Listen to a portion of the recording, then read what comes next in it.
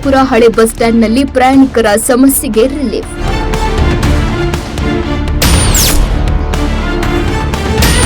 News 24 Bharat ಬಹಳ ಅದಕ್ಕೆ ಒಂದು ಸುದ್ದಿಯನ್ನು ಮಾಡಿ ಅಧಿಕಾರಿಗಳ ಮತ್ತು ಇಲಾಖೆಗಳನ್ನ ಗಮನ ಸೆಳೀತಕ್ಕಂಥ ಕೆಲಸ ಮಾಡ್ತೀವಿ.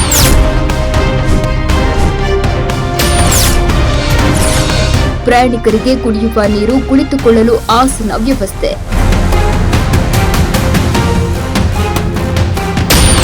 ಕ್ಯಾಮ್ರಾ ಇಲ್ಲ ಅಂತ ಹೇಳಿದ್ವಿ, ಕ್ಯಾಮ್ರಾ ಹಾಕಿ ಡಿಪೋ ಮೇಲೆ ಡಿಪೋದವ್ರು ಮತ್ತು ನೀರೆಂದು ಇಲ್ಲ ಅಂತ ಹೇಳಿದ್ವಿ, ನೀರು ಹಾಕಿ ಒಳ್ಳೆ ಅಧಿಕಾರಿ ಒಳ್ಳೆ ಕೆಲಸ ಮಾಡೋದಂತ ಡಿಪೋದವ್ರಿಗೆ ಅಭಿನಂದನೆ ಹೇಳ್ಬೇಕು. ನ್ಯೂಸ್ 24 ಭಾರತ್ ವರದಿ ಬೆನ್ನಲ್ಲೇ ಎಚ್ಚೆತ್ತ ಡಿಪೋ ಅಧಿಕಾರಿಗಳು.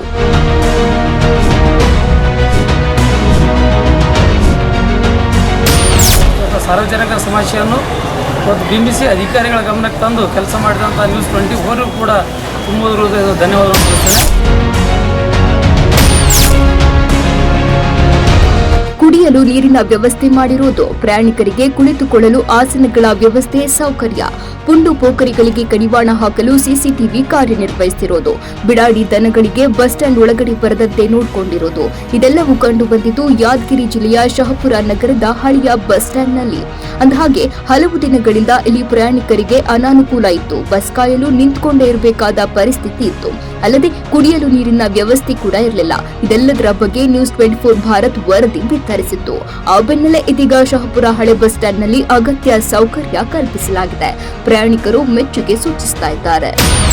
ಶಹಾಪುರದ ಪಟ್ಟಣದಲ್ಲಿ ಹಳೆ ಬಸ್ ನಿಲ್ದಾಣ ನವೀಕರಣ ಆಯಿತು, ಆದರೆ ಮೂಲಭೂತ ಸೌಲಭ್ಯಗಳು ಅಲ್ಲಿ ಇರಲಿಲ್ಲ. ಹಲವು ದಿನಗಳಿಂದ ಅನೇಕ ಸಂಘ ಸಂಸ್ಥೆಗಳು ಕೂಡ ಪ್ರಯತ್ನ ಪಟ್ಟಿದ್ರು. ಅದಕ್ಕೆ ಅನೇಕ ಮಾಧ್ಯಮಗಳು ಕೂಡ ಒಳ್ಳೆ ಸಹಕಾರ ನೀಡಿದರು.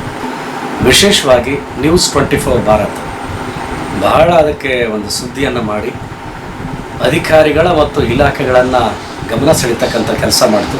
ತನ್ನಿಮಿತ್ತವಾಗಿ ಈಗ ನೋಡಿದ್ರೆ ಬಹುಶಃ ಅಲ್ಲಿ CC ಕ್ಯಾಮ್ರಾ ಇರ್ಬೋದು, ಕೂಡಲ ಆಸನಗಳಿರ್ಬೋದು, ನೀರಿನ ವ್ಯವಸ್ಥೆ ಇರ್ಬೋದು, ಅಲ್ಲಿ ಒಂದು ಸ್ವಚ್ಛತೆ ಇರ್ಬೋದು ಕಾಣಿಸ್ತಾ ಇದೆ.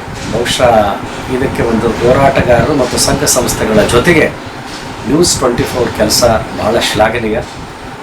ಇನ್ನೂ ಇಂಥ ಅನೇಕ ಕೆಲಸಗಳು ಬಹುಶಃ ನಮ್ಮ ಶಹಾಪುರ ಪಟ್ಟಣದಲ್ಲಿ ಜಿಲ್ಲೆಯಲ್ಲಿವೆ. ಇಂಥ ಕೆಲಸಗಳನ್ನು ಮಾಡಲಂತ ಈ ಸಂದರ್ಭದಲ್ಲಿ ನಾನು ಕೂಡ ಬಹಳ ಹೆಮ್ಮೆಯಿಂದ ನ್ಯೂಸ್ 24 ವಾಹಿನಿಗೆ ನಾನು ಧನ್ಯವಾದಗಳನ್ನು ತಿಳಿಸ್ತಾ ಇದ್ದೀನಿ.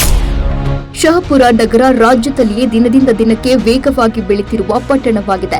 ಸುತ್ತಲೂ 10 ಹಳ್ಳಿಗಳಿಂದ ಗ್ರಾಮಸ್ಥರು ದಿನನಿತ್ಯ ಕೆಲಸ ಕಾರ್ಯಕ್ಕೆ ಬರ್ತಾರೆ. ಆದರೆ ಗ್ರಾಮೀಣ ಭಾಗದ ಬಸ್ಗಳಿಗೆ ಹಳೆ ಬಸ್ ಸ್ಟ್ಯಾಂಡ್ ನಿಲುಗಡೆಯಾಗಿದೆ.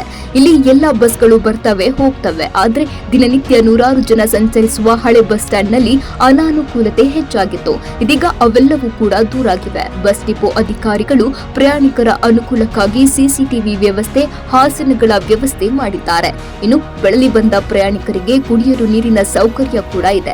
ಇದರಿಂದ ಹಲವಾರು ಪ್ರಯಾಣಿಕರು ಉತ್ತಮ ಬೆಳವಣಿಗೆ ಅಂತಿದ್ದಾರೆ. ಕ್ಯಾಮ್ರಾ ಇಲ್ಲ ಅಂತ ಹೇಳಿದ್ವಿ, ಕ್ಯಾಮ್ರಾ ಹಾಕಿ ಡಿಪೋ ಮೇಲೆ ಡಿಪೋದವ್ರು ಮತ್ತು ನೀರೆಂದು ಇಲ್ಲ ಅಂತ ಹೇಳಿದ್ವಿ, ನೀರು ಹಾಕಿ ಒಳ್ಳೆ ಅಧಿಕಾರಿ ಒಳ್ಳೆ ಕೆಲಸ ಮಾಡೋದಂತ ಡಿಪೋದವ್ರಿಗೆ ಅಭಿನಂದನೆ ಹೇಳ್ಬೇಕಾಗ್ತದೆ. ಮತ್ತು ವಾಚ್ಮನ್ ಇದ್ದಿಲ್ಲ, ವಾಚ್ಮನ್ ವ್ಯವಸ್ಥೆ ಮಾಡ್ಯಾರ. ಮತ್ತು ಈ ಕುರ್ಚಿಗಳ ವ್ಯವಸ್ಥೆ ಇದ್ದಿಲ್ಲ, ಕುರ್ಚಿಗಳ ವ್ಯವಸ್ಥೆ ಮಾಡ್ರೆ ಮತ್ತು ಡಿಪೋದವರಿಗೆ ನಾವು ಹೇಳಿದಕ್ಕೆ ಬಂದಿಸ್ಯಾರಂತ ಡಿಪೋದವರಿಗೆ ನಾವು ಅಭಿನಂದಿಸ್ತೀವಿ. ನ್ಯೂಸ್ 24 ಚಾನಲ್ದವರಿಗೆ ಇವತ್ತಿನಲ್ಲೇ ಇಂಥ ಕೆಲಸ ಮಾಡೋ ಸಲುವಾಗಿ ಅವರಿಗೆ ಧನ್ಯವಾದ ಹೇಳೋಕೆ ನಾನು ಧರ್ಮರಾಜನಿಂದ ಇವೆಲ್ಲ ಶಹಾಪುರ ತಾಲೂಕಿನಿಂದ ನಾನು ಅಭಿನಂದನೆ ಹೇಳ್ತೀನಿ. ರಾಜ್ಯದಲ್ಲಿ ಶಕ್ತಿ ಯೋಜನೆ ಜಾರಿಗೊಂಡ ಬಳಿಕ ಇದೀಗ ಮಹಿಳೆಯರ ಪ್ರಯಾಣ ಹೆಚ್ಚಾಗಿದೆ. ಇನ್ನು ಶಾಲಾ ಕಾಲೇಜು ವಿದ್ಯಾರ್ಥಿಗಳ ಸಂಖ್ಯೆ ವರ್ಷದಿಂದ ವರ್ಷಕ್ಕೆ ಹೆಚ್ಚುತ್ತಲೇ ಇದೆ. ಜೊತೆಗೆ ನಿತ್ಯ ಸಂಚರಿಸುವ ಸರ್ಕಾರಿ, ಅರೆ ಸರ್ಕಾರಿ, ಖಾಸಗಿ ಕಂಪನಿ ಉದ್ಯೋಗಿಗಳ ಸಂಖ್ಯೆ ವೃದ್ಧಿಯಾಗಿದೆ. ಶಹಾಪುರ ನಗರದಲ್ಲಿರುವ ರಾಷ್ಟ್ರೀಯ ಹೆದ್ದಾರಿಗೆ ಹೊಂದಿಕೊಂಡಿರುವ ಹಳೆ ಬಸ್ ನಿಲ್ದಾಣದಲ್ಲಿ ಮಹಿಳೆಯರು ಮತ್ತು ವಿದ್ಯಾರ್ಥಿನಿಯರಿಗೆ ಸೂಕ್ತ ಭದ್ರತೆಗಾಗಿ ಸಿಸಿಟಿವಿ ಕಣ್ಗಾವಲು ಇದೆ. ಪುಂಡ ಪೋಖರಿಗಳ ಹಾವಳಿ ಕಡಿವಾಣ ಬಿದ್ದಿದೆ ಅಂತಾರೆ ಅಧಿಕಾರಿಗಳು. ಶಹಾಪುರ ತಾಲೂಕಿನ ಹಳೆ ಬಸ್ ನಿಲ್ದಾಣದಲ್ಲಿ ಇಲ್ಲಿ ಆಸನದ ವ್ಯವಸ್ಥೆ ಇದ್ದಿಲ್ಲ, ಸಾರ್ವಜನಿಕರಿಗೆ ಕುಡಿಯೋ ನೀರಿನ ವ್ಯವಸ್ಥೆ ಇದ್ದಿಲ್ಲ. ಇವತ್ತು ಎಲ್ಲ ಗಾಡಿಗಳು ಕೂಡ ಬಸ್ ಸ್ಟ್ಯಾಂಡ್ ಒಳಗಡೆ ಬರ್ತಿದ್ವು. ಇವತ್ತು ನ್ಯೂಸ್ 24 ನ್ಯೂಸ್ ವಿವರ ಒಂದು ಫೋಕಸಿಂಗ್ ಸ್ಟೋರಿಯಿಂದ ಏನು ನ್ಯೂಸ್ ಮಾಡಿದರೆ ಈ ಒಂದು ಇದರಿಂದ ಇಲ್ಲಿ ಮಹಿಳೆಯರ ಒಂದು ವಿಶ್ರಾಂತಿ ಕೋಣೆ ಕೂಡ ನಿರ್ಮಾಣ ಆಗಿದೆ. ಇವತ್ತು ಎಲ್ಲ ಆಸನಗಳು ಕೂಡ ರಿಪೇರಿ ಮಾಡಿ ಸರಿಯಾದ ರೀತಿಯಲ್ಲಿ ಮಾಡಿದ್ದಾರೆ, ಸ್ವಚ್ಛತೆ ಕೂಡ ಮಾಡಿದ್ದಾರೆ. ಮತ್ತು ಕುಡಿಯೋ ನೀರಿನ ವ್ಯವಸ್ಥೆ ಕೂಡ ತಕ್ಷಣದಲ್ಲಿ ಮಾಡಿದ್ದಾರೆ.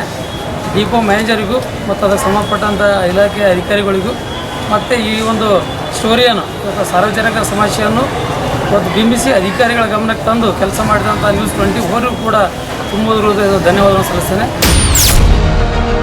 ಹಳೆ ಬಸ್ ನಿಲ್ದಾಣದಲ್ಲಿಯೇ ಪ್ರತಿದಿನ ಶಹಾಪುರ ಘಟಕ ಸೇರಿ ಇನ್ನಿತರೆ ಘಟಕಗಳ ಬಸ್ ಸೇರಿ ಹೊಸ ನಿಲ್ದಾಣದಿಂದ 727 ಬಸ್ಗಳು ಮತ್ತು ಹಳೆ ಬಸ್ ನಿಲ್ದಾಣದಿಂದ 207ಕ್ಕೂ ಅಧಿಕ ಬಸ್ಗಳು ಎಂಟ್ರಿ ಪಡೆದು ಮುಂದೆ ಸಾಗುತ್ತವೆ. ಕುಡಿಯೋಕೆ ನೀರಿಲ್ಲ, ಕುಳಿತುಕೊಳ್ಳಲು ಆಸನ ಇಲ್ಲ ಅಂತ ಅನೇಕ ಪ್ರಯಾಣಿಕರು ದೂರಿದ್ರು. ಕೆಲ ಸಂಘಟನೆಗಳು ಕೂಡ ಸೌಕರ್ಯ ಕಲ್ಪಿಸಲು ಒತ್ತಾಯಿಸಿದವು. ಇದೀಗ ಪ್ರಯಾಣಿಕರ ಸಮಸ್ಯೆ ದೂರಾಗಿದೆ. ನ್ಯೂಸ್ 24 ಭಾರತ್, ಯಾದಗಿರಿ.